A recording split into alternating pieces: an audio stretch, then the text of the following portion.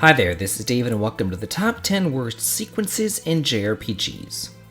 So far, we've seen the worst party members as well as the worst dungeons in RPGs, but as anyone who's ever played a metric ton of these games, you guys know that sometimes there are just entire sequences that you dread.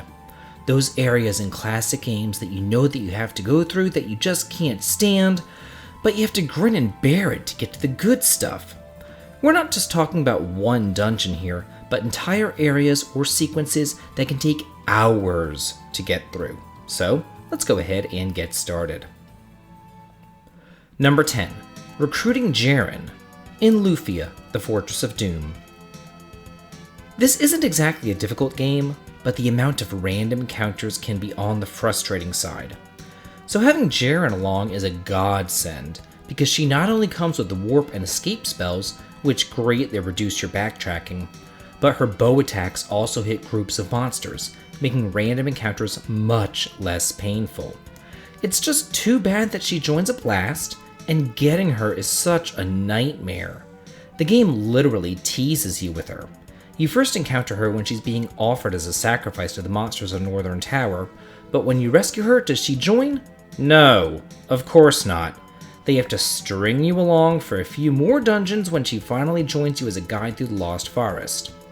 The whole rescue scenario is so ridiculous, you should have just gotten her when you first meet her. Number 9. The early mid-game of Final Fantasy IV.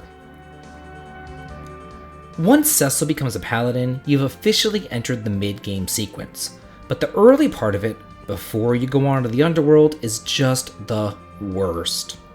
Infiltrating Baron Castle isn't so bad, but the boss fight against Bagan just sucks. Your party's pretty magically inclined, and his wall just negates all of that. Then you lose poor Palom only to then get saddled with the worst party in the entire game, with which you have to explore the worst dungeons in the whole game. The Magnetic Cave with its no metal equipment rule, and the Tower of Zot with its difficulty spike and super hard Magus Bitches boss. There's just nothing fun about the entire sequence until you get Rosa and Kain back and head off to the underworld. Number 8. The beginning of the second world in Final Fantasy V. Final Fantasy V is one of my favorite games in the series, and it's ingeniously divided up into 3 separate worlds. But the very end of the first world, up until you make it to Bal Castle, is really just a drag. Galuf leaves you at the end, and then you're left to fight a boss gauntlet a man down, just to then make it to the second, only to be immediately kidnapped by Exdeath, subsequently rescued, go through another battle gauntlet on the big bridge, then get blasted off to the wilderness. There's just no break here. There's no chance to relax as you get funneled from one area to the next until you're finally found and rescued by Kara on her dragon. It's only then that you're taken back to civilization and safety in Bal Castle, and all I can say is, finally, there you get a much needed respite. Number 7. Midgar of Final Fantasy VII. I know that for many other people, Final Fantasy VII may have been their gateway drug into JRPGs, but that wasn't the case for me. I'd been playing them for years beforehand, and while I was used to long, drawn-out openings, this was ridiculous to me. I remember thinking that we would leave Midgar after we blew up the first reactor, but we didn't. We stayed. So I kept waiting to leave and go out into the open world. After about 3 hours piddling around the city, I looked at the discs and I thought, maybe all of Disc 1 is in Midgar and the rest are the overworld? And as I thought that, a feeling of dread hit me. What if the entire game is in Midgar? I was distraught. Thank God that wasn't the case, but even today when I replay the game, all I want to do is get out of that godforsaken shithole into the overworld where the real adventure can start. Number 6. Chapter 3 of Dragon Quest IV. Dragon Quest IV is really unique with its chapter system. It was interesting at the time, but I am glad that Enix never revisited this particular quirk. Before you reach Chapter 5 and start the real journey, you have to go through 4 separate smaller chapters first. For the most part, this really isn't a problem because the journeys are fun and they don't require that much grinding. Well, except for Chapter 3. Right from the get-go, the entire thing is a grind, but not a grind for experience. It's a grind for money. Your first job is to literally sell shit at a weapon shop all day long. Then you go through some BS fetch quests until you then need 35,000 gold to open up a shop. But if that's not bad enough, right after you get the money for the shop of your own, you then need a cool 60 grand to build a tunnel. It just never ends, and it's a slow-ass grind from start to the dreaded finish.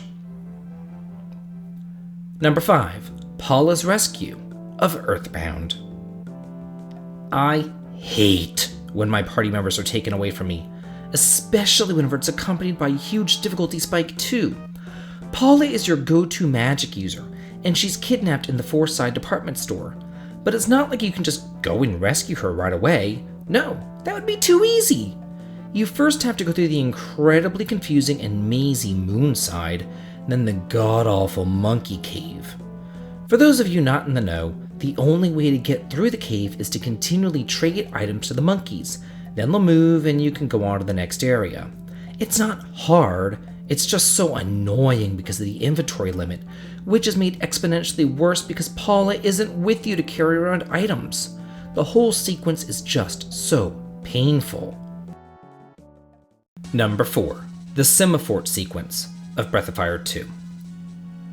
I've spoken about the Simafort Sequence before when I mentioned Jean in the worst characters list, but let me really go in depth here. From the second that you meet Jean up until you get to the damn whale, the whole game is just pure torture. Jean is morphed into a frog by a witch, and you need to save him by climbing up Nymphamu's pitfall and platform-ridden tower to break her spell. But once you do, the moron is roped into the most maddeningly frustrating sequences in all of gaming.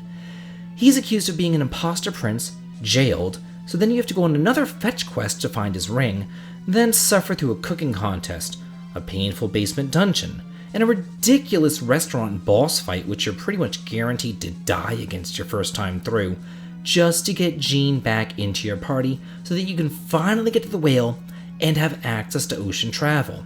It's nothing but a long-winded pain in the ass. Number 3. The Future of Chrono Trigger. I'll be the first to admit that I love Chrono Trigger. It was a seminal game for me growing up, and it really cemented my love of JRPGs. But I'll also be the first to admit that the future just sucks. Coming right off the excellent trial sequence, the entirety of the future is just dreary, dark, and depressing. And I know that it's supposed to be that way, and it's supposed to make you think. And it did as a kid. I mean, I remember crying many times whenever I saw that people had no food, that the refrigeration failed, and that Robo got beat up. But the entire place is just so linear.